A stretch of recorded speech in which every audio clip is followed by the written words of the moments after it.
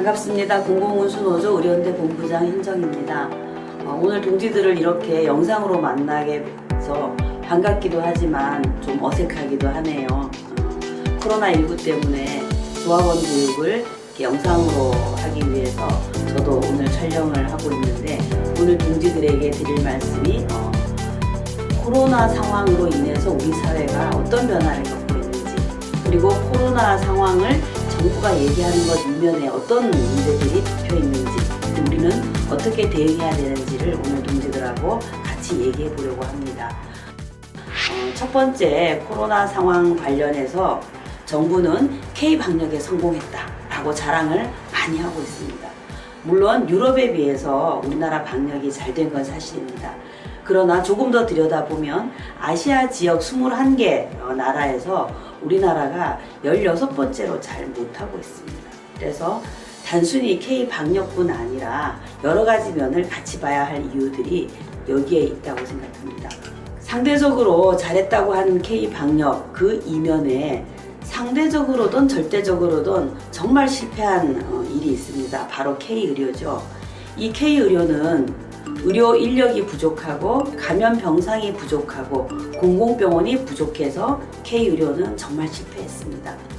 K-방역이 성공한 이유가 무엇입니까? 우리 국민들 전체가 이 감염을 국민들의 힘으로 막아야 되겠다 이렇게 생각하고 선제적으로 사회적 거리 두기를 하고, 그리고 정말 내 일자리를 잃더라도 내가 그런 것들을 지키고자 하는 그런 마음들이 모여서 방역에는 상대적으로 성공을 했을지 모르겠지만, 이 의료는 너무나 심각한 상황에 빠져 있습니다. 첫 번째, 의료 인력 부족 문제는 아마 병원에서 일하는 동지들이라서 저보다 더 잘 아실 것 같습니다. 지금 정부에서는 덕분에 챌린지를 격려하고 있고 코로나 전사라고 지켜세우고 있지만, 그 당시에 모든 걸 바쳐서 일했던 간호사와 병원 노동자들은 제대로 임금도 받지 못하고, 그리고 코로나 환자를 본 다음에 제대로 쉬지도 못하고 또 다른 병동에서 차별 대우를 받으면서 일하고 있습니다. 이런 상황에서 수개월에 걸쳐서 너무나 힘들게 일하고 있기 때문에 많이 지쳐 있겠죠. 그리고 지친 것뿐 아니라 이렇게 내가 언제까지 일을 해야 되나, 이런 좌절감에 빠져 있습니다. 그러나 정부와 지방정부, 병원들은 아랑곳하지 않고 있습니다. 그리고 언제든지 이런 상황이 터지면 또 우리 병원 노동자들이 그렇게 일할 거라고 생각하고 있습니다. 그러나 정말 그렇게 일할 수 있을까요? 1차 대구 경북 지역에서 모든 걸 바쳐서 그렇게 힘들게 환자들을 돌봤는데, 그 후에 인력, 노동 조건, 그리고 병원 시설, 모든 게 달라진 게 거의 없는데 어떻게 똑같이 일할 수 있겠습니까? 만약에 지금 수도권을 중심으로 해서 2차 팬데믹이 발생한다면 어느 누구도 그렇게 일할 수 있으리라고 장담할 수 없을 것 같습니다. 정말 영웅이라고 했던 그 간호사들, 그 병원 노동자들을 완전히 일회용 소모품 취급하면서 아무리 얘기해도 우리 병원 현장이 달라지지 않고 있는 모습에 대해서 우리가 집중해서 들여다봐야 될 것 같습니다. 특히 의료 인력 부족 관련해서는 얼마나 심각하냐면, 의사 같은 경우에는 입학 정원이 부족해서 OECD 평균보다 적습니다. 그러나 간호사 같은 경우에는 입학 정원은 OECD보다 훨씬 많습니다. 그럼에도 불구하고 병원에서 일하는 간호사는 OECD의 절반도 되지 않습니다. 왜 그럴까요? 한국의 의사는 인구 1000명당 2.3명으로 OECD 평균보다 조금 부족하지만, 지금 우리가 계속 의사도 입학 정원을 늘려라라고 얘기했습니다. 근본적으로는 입학 정원이 부족하기 때문입니다. 그러나 간호사는 간호사와 조무사를 다 합쳐도 OECD 평균에 훨씬 못 미칩니다. 우리나라가 세계보건기구나 이런 세계 기구에 통계 자료를 보낼 때 간호사가 너무 적어서 부끄러워서 그런지 간호사만 보내라는 통계에도 보통 간호사와 조무사를 합쳐서 통계 수치를 보냅니다. 그렇게 보내도 OECD 평균이 간호사만 9.5명인데 우린 두 개를 합쳐도 6.8명밖에 되지 않습니다. 그러나 간호대학을 나와서 면허를 소지한 사람은 그보다 훨씬 많습니다. 이렇게 면허를 딴 사람 10명 중에 5명도 병원에 남아있지 않습니다. 왜 그럴까요? 병원에 의욕을 가지고 들어왔다가 너무나 적은 인력과 그리고 저임금, 장시간 노동에 병원을 그만둘 수밖에 없는 그런 현실이기 때문입니다. 대구 경북 지역 당시 상황을 조금 더 살펴보겠습니다. 그 당시에 대구 경북 지역 간호사뿐 아니라 세브란스 병원, 국립의료원 등 많은 병원에서 간호사들이 파견이 되었습니다. 그때 갔던 간호사들이 정말 심각하다라고 얘기를 하더라고요. 심각할 정도가 아니라 어떻게 이런 데서 환자를 볼 수 있을까 이렇게까지 얘기를 하더라고요. 그 중에 가장 심각한 거는 그때 파견된 간호사뿐 아니라 대구 경북 지역 간호사들 대부분이 경력이 부족해서 제대로 환자 간호를 할 수 없었다는 겁니다. 환자 간호를 제대로 할 수 없는 것뿐 아니라 방역법도 어떻게 있는지를 한 번도 훈련받아 본 적이 없는 간호사들이고 중환자 기구도 제대로 다룰 수가 없고 이런 게 그 간호사 책임이겠습니까? 아닙니다. 간호사들은 병원에 들어와도 학교에서 배운 거와 환경이 다 다르기 때문에 다시 훈련받고 다시 기구도 익히고 이런 과정을 정말 1년, 2년 거쳐야지 환자를 제대로 볼 수 있습니다. 이런 상황에서 코로나 중환자들은 증가하고 있는데 이런 환자들을 어떻게 제대로 볼 수 있었겠습니까? 정말 울면서 일을 했다고 하더라고요. 그런데 이런 상황이 2차, 3차 때도 변화되지 않고 있다면, 즉 인력도 중원되지 않고 시설도 제대로 개선되지 않고 장비도 제대로 보급이 되지 않는다면 이제 그 간호사들, 그 병원 노동자들한테 1차 때처럼 그렇게 환자를 돌보라라고 누가 얘기할 수 있겠습니까? 두 번째는 감염병상이 부족한 이유입니다. 우리나라 의료가 실패한 이유 중에 이 감염병상 부족은 언론에도 많이 나지 않았습니다. 특히 대구 경북 지역에 코로나가 창궐했을 때 입원을 해야 되는데도 입원실이 없어서, 즉 강령병상이 없어서 입원을 할 수 없었던 환자들이 1661명이나 있습니다. 이들 환자들은 자가격리 도중에 사망하기도 하고 병실이 없어서 병원 문 앞에서 대기하다가 사망한 환자도 있습니다. 이 사진은 아마 언론에서 보셨을 것 같습니다. 바로 코로나 의료 공백으로 하나밖에 없는 자식을 잃은 고 정유엽 군의 부모님들이십니다.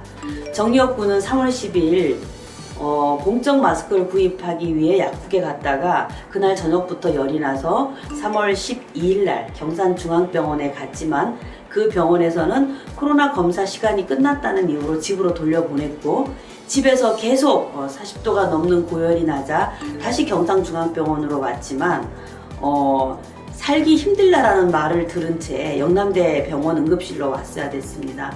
그러나 영남대 병원 응급실로 와서도 제대로 된 치료를 받지 못하고 13번에 걸친 코로나 검사만 받다가 사망을 하게 되었습니다. 지금 이 부모님들은 이런 의료 공백으로 억울하게 자식을 잃어서 시민들과 함께 이 억울한 죽음의 진상을 밝히겠다라고 대책위원회 활동을 하고 계십니다. 그러나 이 부모님들 뿐이겠습니까? 코로나 환자를 받겠다고 전국에 있는 의료원들의 환자들을 모두 나가라고 하고, 그리고 그 나가라고 한 환자들한테 제대로 된 의료기관을 소개해 준 곳은 아마 거의 없을 것입니다. 이렇게 의료 공백으로 입원해서 치료받던 많은 환자들이 또 피해를 받았습니다. 세 번째는 공공병원이 부족하기 때문에 우리나라 의료는 실패했다고 생각합니다. 우리나라는 병원이 엄청 많죠. 그리고 병상도 OECD 평균으로 따져도 2위입니다. 그런 우리나라가 왜 입원할 병상이 없어서, 입원할 병원이 없어서 환자들이 그렇게 죽어가야 됐겠습니까? 바로 원인은 공공병상이 부족했기 때문입니다. 우리나라 공공병상은 정말 세계에서도 혀를 내두를 만큼 부족합니다. 병상은 많지만 90%가 민간병상입니다. 이런 곳에서 정부가 필요할 때, 또 감염 환자를 빨리 입원시켜야 될 때 정부 정책으로 감염 환자를 입원시킬 수 있는 병원이 바로 10%밖에 없다라는 사실을 우리는 알아야 됩니다. 이렇게 공공병원이 부족했기 때문에 대구 경북 지역에서도 심각한 상황이 벌어졌습니다. 입원을 대기하고 있지만 민간병원은 민간병원의 동의를 거쳐야지 입원시킬 수 있었습니다. 환자는 수천 명이 대기하고 있죠.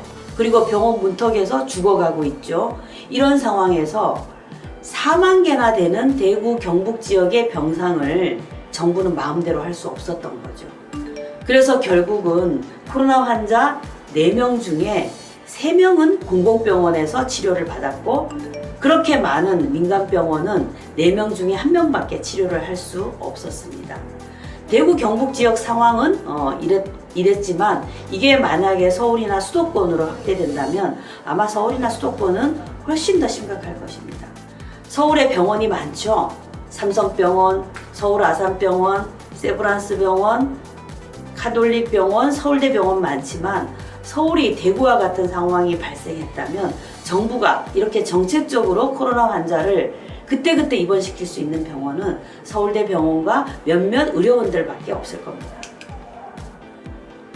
이렇게 우리나라는 공공병원이 10%밖에 되지 않고, 그리고 그 중에 감염병상, 감염병동은 정말 찾아보기 힘들고, 그런 속에 의료 인력은 절대적으로 부족한 이런 상황에 정부는 가장 시급하게 해야 될 것이 이 3가지인데도 불구하고 정말 기가 막히게 정부는 딴짓을 하고 있습니다. 어떤 딴짓을 하는지 살펴보겠습니다.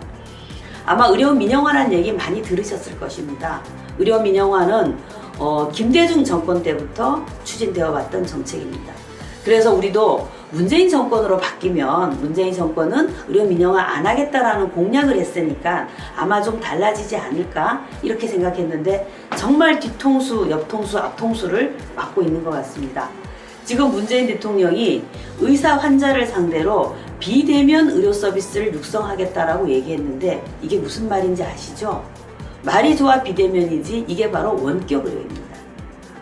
원격 의료를 정부가 이렇게 역대 정권부터 계속 하려고 하는 이유는, 원격 의료를 하게 되면 환자한테 도움이 되는 게 아니라 원격 의료 기기를 파는, 그리고 통신을 이용해서 원격 의료를 해야 되는 통신업체들, 기기업체들, 그리고 유명한 의사들을 앞세운 대형 병원의 마케팅, 이런 부분들한테 유리하기 때문입니다. 지금 화면에 보이는 이 의료 민영화가 바로 원격 의료를 중심으로 해서 각종 규제 완화를 통해서 자본이 하려고 하는 그런 의료 민영화입니다. 하나하나 살펴보겠습니다. 일단 스마트 케어라는 것은 스마트폰에서 나온 얘기겠죠, 당연히. 그래서 마치 스마트폰으로 심정지가 와도 스마트폰을 가슴에 대면 심정지를 치료할 수 있는 것처럼 그렇게 홍보하기도 합니다.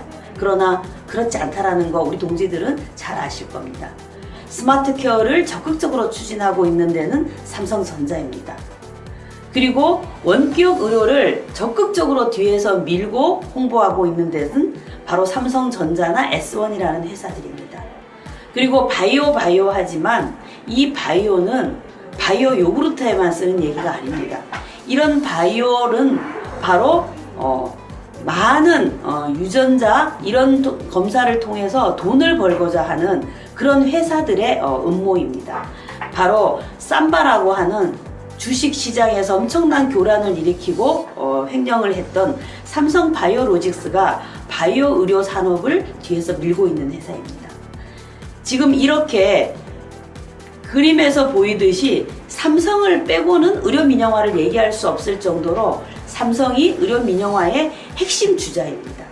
이렇게 삼성이 선두에 선 의료 민영화는 HT라 그래서 헬스 테크놀로지라는 거창한 이름으로 IT 업계와 민간 보험회사들 그리고 대형 병원들이 3자가 혹은 3자 이상이 짜고 하는 정부와 민간 자본들이 환자들의 건강, 환자들이 미래에 걸릴 질병까지를 팔아먹는 그런 게 바로 의료 민영화입니다.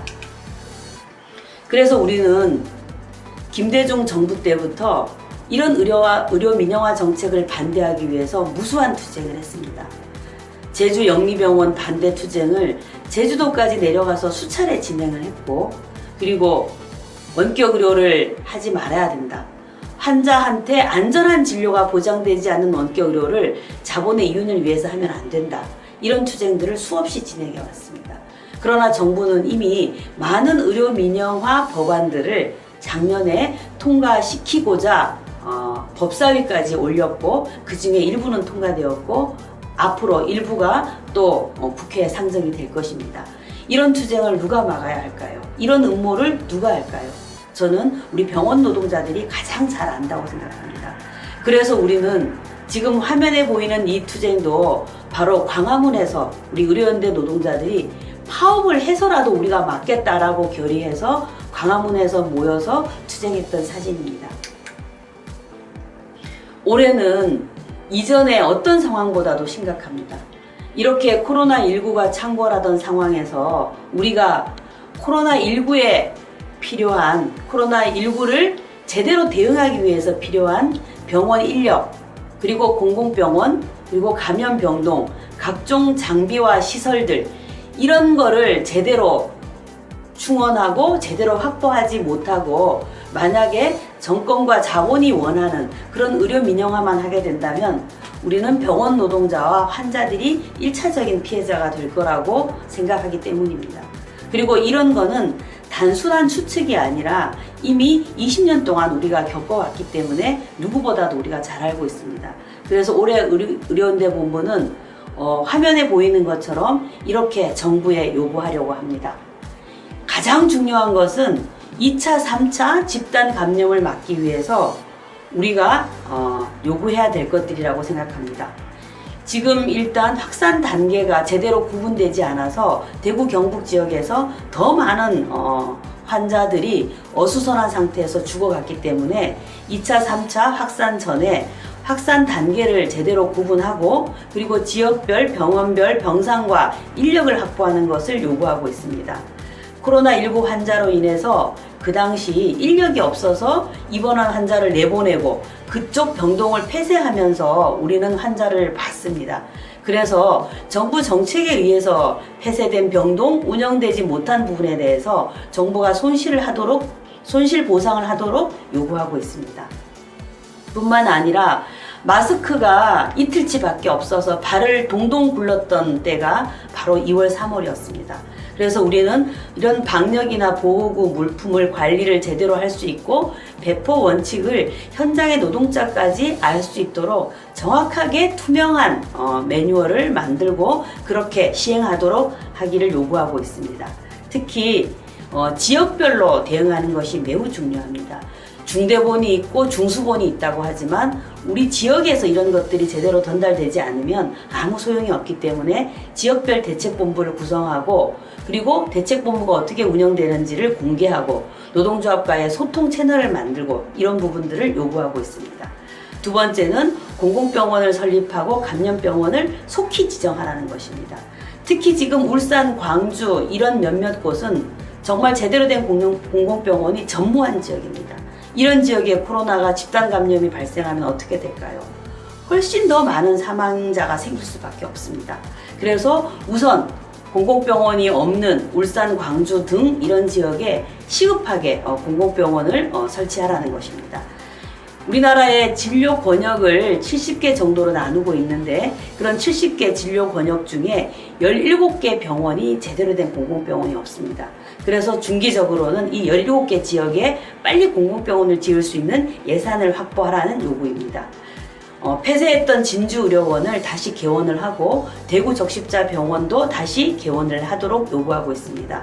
부산침대병원은 민간병원이지만 병원이 지금 운영을 하고 있지 않기 때문에 이런 부산침대병원 같은 경우도 빨리 인수를 해서 공공병원으로 전환을 하라는 요구를 하고 있습니다. 이렇게 지역별 공공병원, 공공감염병원을 속히 지어야지 2차, 3차 그리고 2년, 3년 갈지 모르는 이런 전 지구적 감염에 대응할 수 있는 그런 방법이기 때문에 이렇게 요구하고 있습니다. 그다음에 세 번째로는 감염병 치료나 예방을 위해서 가장 중요한 것은 사람입니다.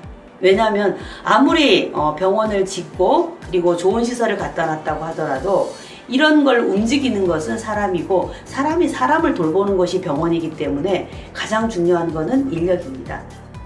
그래서 병원 노동자를 해고하거나 임금 등 근로조건을 저하시키지 말고 그리고 간호간병 통합 서비스를 속히 확대해서 간호사나 통합병동에 필요한 인력들을 확보하라는 요구를 하고 있습니다.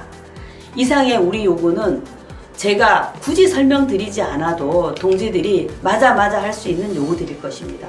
이제 이런 요구들을 가지고 우리가 가만히 앉아 있으면 안 되겠죠. 거리로 나가고 당장 우리가 같이 모여서 투쟁하고 이런 것들은 어려울 수 있겠지만 우리가 최대한 방역 지침을 지키면서 할 수 있는 모든 투쟁을 진행해야 됩니다. 이미 노동조합의 지침으로 나갔던 것 중에 공공병원을 확보하기 위한 서명운동을 하고 있는 것을 잘 아실 것입니다. 그래서 공공병원 서명운동에 조합원들이 다 동참해 주시고 가족, 친지, 이웃들한테도 홍보해서 이런 상황에 전 국민이 안전하게 이런 감염병 대응을 하기 위해서 우리나라에서 공공병원이 필요하다는 얘기를 꼭 널리 알려주시기를 당부드립니다. 오늘 영상으로 만났지만 그리고 더 많은 얘기를 하고 싶지만 짧은 시간이어서 동지들한테 두서없이 얘기를 드린 것 같습니다. 그러나 개떡같이 얘기해도 찰떡같이 알아들을 수 있는 우리 조합원들일 것이라고 믿고 오늘 영상교육은 마무리하고 이 다음에 다시 만나도록 하겠습니다. 수고 많으셨습니다.